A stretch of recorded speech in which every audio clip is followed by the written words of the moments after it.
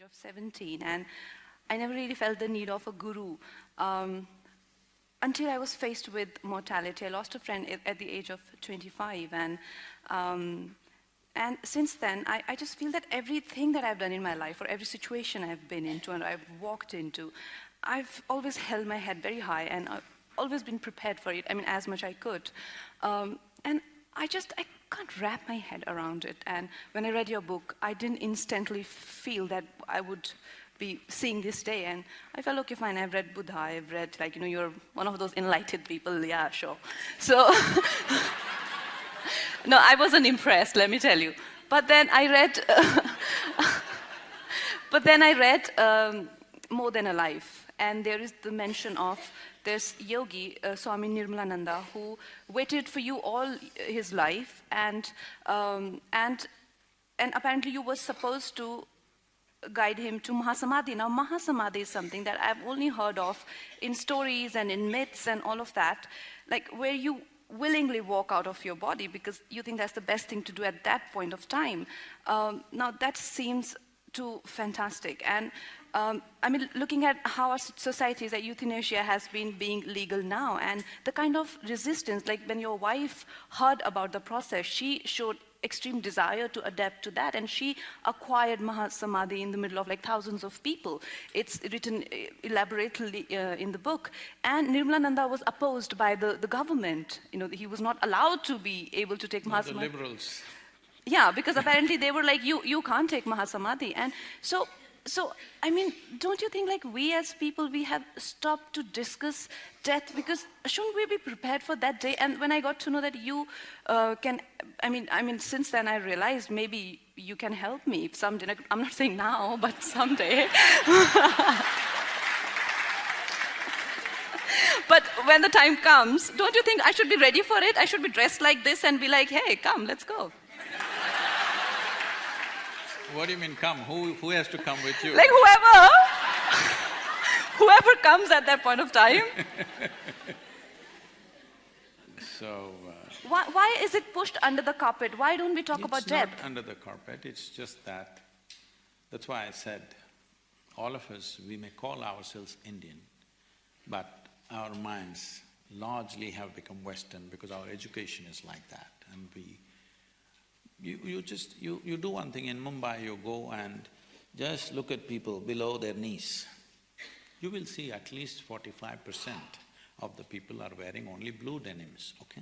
I'm not against it. I lived in it at one time for almost 7 years, 8 years. I wore nothing else but blue denims. It was like a philosophy, not just a clothing.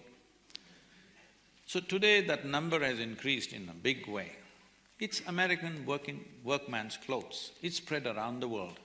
And because workmen wore clothes which were… because of work, it wore out, you know. Our pants would wear out riding motorcycles, it would wear out, we would put a leather patch and this and that. But now people are buying pants which are torn, all right? Paying more for the tear, you also… So, why I'm saying this is, because of this imposition is not small. It's taken a huge footprint in everybody's mind. In this culture, we talked about samadhi. It's a very commonly used word, but unfortunately people think samadhi means it's a gravestone. No, samadhi means sama and di. Sama means equanimous, di means buddhi. If your buddhi or your intellect becomes equanimous, when we say equanimity, we need to understand this. The reason why you're using your intellect so extensively is because you've been trained to discriminate between this and this, between everything and everything. And we create… intellect is the thing which creates division between everything. For us to function physically in this world, I must know here which is me and which is you. I must know here what is a chair and what is a floor. Otherwise I won't know how to operate. So for practical purposes life, essentially for our survival, intellect is of paramount importance, no question about that. But this discriminatory dimension, if I ask you, I will leave her alone, okay? I will ask you, suppose There is a choice between having a sharp intellect and a dull or blunt intellect. What is your choice? You must choose, I'm going to bless you right now. Sharp. So essentially, intellect is a cutting instrument. It's a knife. The sharper it is, the better it is. It cuts everything. Why is cutting important? See, what is the nature of science that we learn today? If you went to a biology class, for sure, if you did not cut a frog or a cockroach, at least a flower you opened up. If you open up this flower, you will understand so many things about the structure of the flower, how it functions, everything, but you will not experience the flower because by the time you're done with it, it's finished. So if I want to know you, I think I must dissect you. I've come with my scalpel. You think by dissecting you, I will know you? By including you, I will know you. By embracing you, I may know you. But by dissecting you, I will not know you, isn't it? So the only instrument you have is a knife, and with that you try to do everything. I must tell you this. That was a time when I crisscrossed India on my motorcycle. It seems… where is Manikarnika, is he here? They're bringing back Java once again into the country, I believe. Well, I rode probably the SD motorcycles like nobody. I was doing around 55 to 60,000 kilometers every calendar year, just riding across the country without purpose. So at that time, I don't know whether I was in Madhya Pradesh or I was in UP. The whole night I've been riding. Early morning, I come to a place and I want to have some tea and rest for some time. Then, I always fix my motorcycle on the street by myself. But I thought I saw a garage. It was named, handwritten, Mubarak Mechanical Works. I looked at Mubarak Mechanical Works and whole night I've been riding, I didn't want to dirty my hands now. It was a simple thing, I had to just tighten the chain, just take off one link and tighten the chain, that's all I had to do. I thought this guy can do it. So this young, very enthusiastic mechanic came out. And I said, why don't you just take off one link and tighten my motorcycle chain?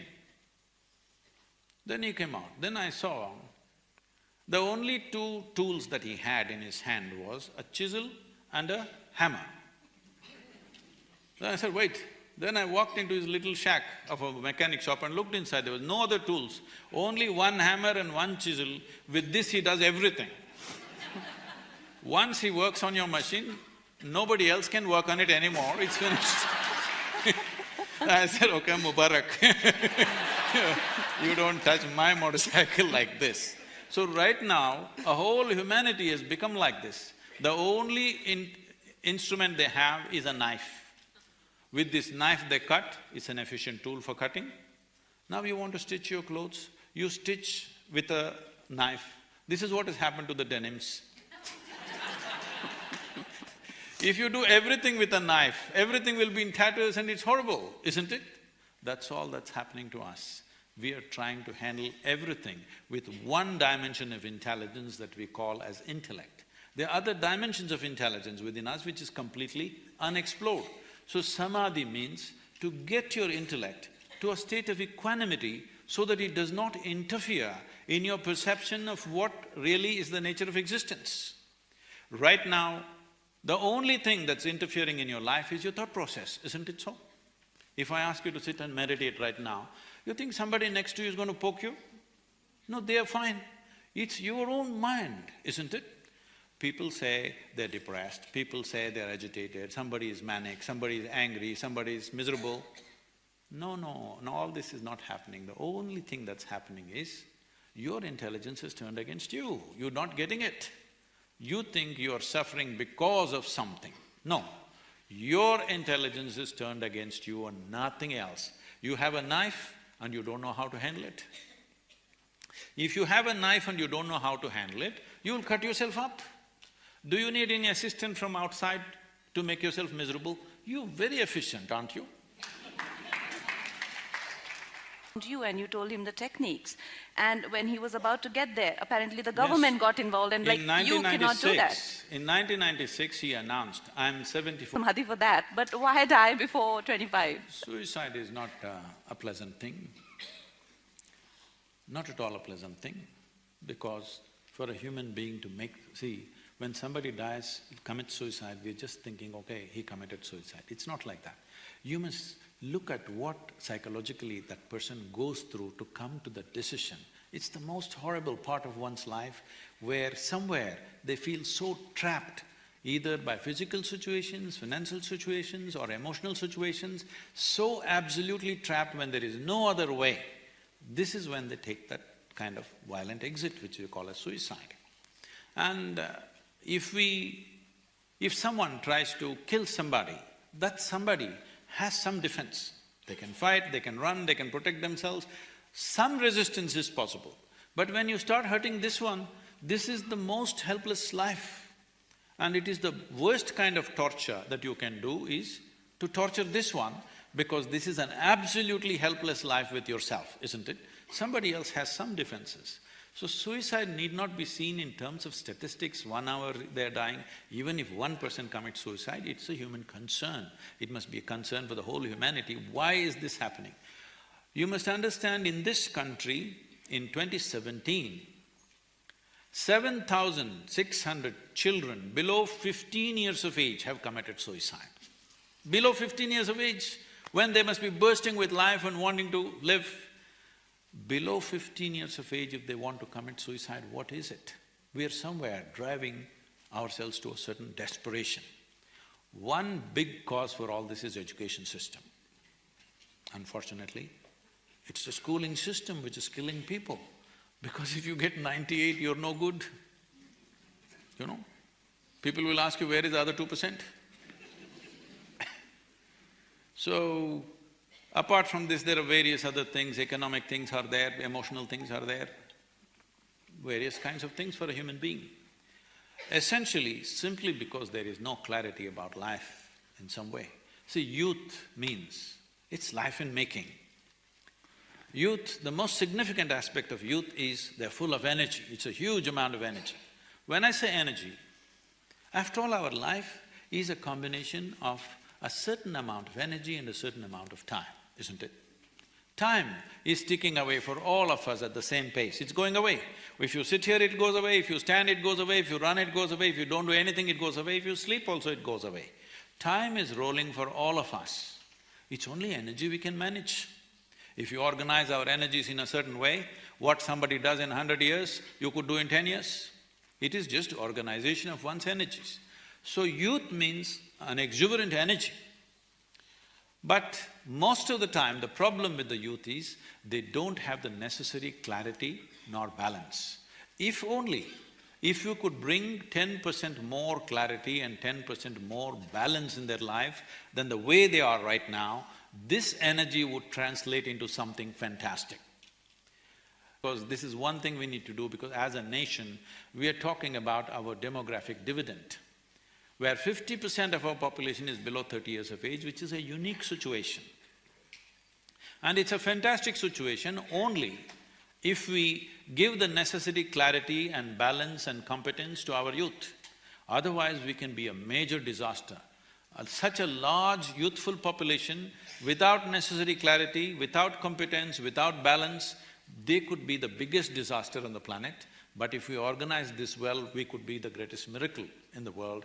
So we are making this effort, and I'm putting 1 full month of my time traveling across the country, speaking in various universities and causing a buzz about this among the youth, speaking a very youthful language. You will see a very different Sadhguru. I know, you can… Because I will dress differently, speak differently, do everything differently with them. Yeah. Because I'm very youthful. Yeah.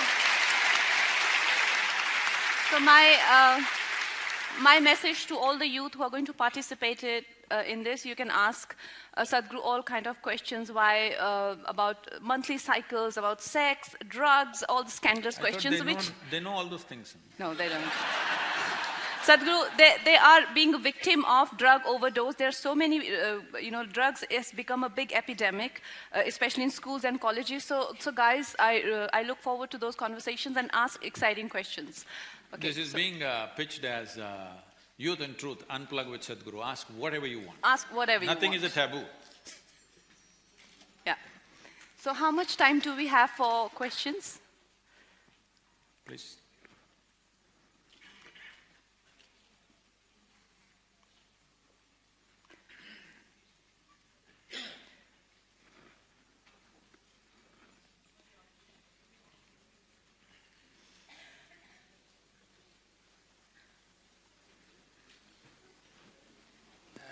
Namaskaram, Sadhguru. I would like to bow down with all my knowledge and all Sorry, my it's not clear. ignorance. If you can hold the microphone, yeah. Okay. It's quite safe, you can hold it close to you. Is this okay? Yeah. So, first of all, I like to bow down with all my knowledge and all my ignorance. Like, I can't tell you how much you mean to me.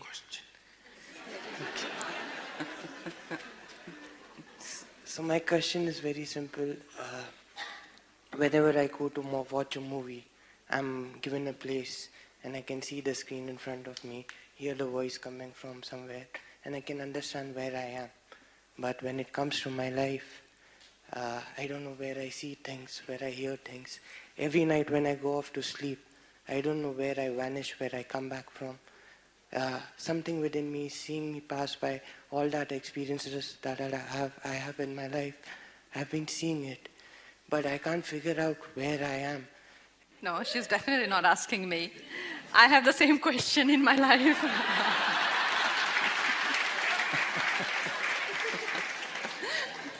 Okay, this is the last question we answer. Yes. So, when we say we have patterns, this is what we said in a certain way. They made a calculation and said, in 28,000 years, the moon will go so far that its impact on the planet will become minimal. When that happens, the human women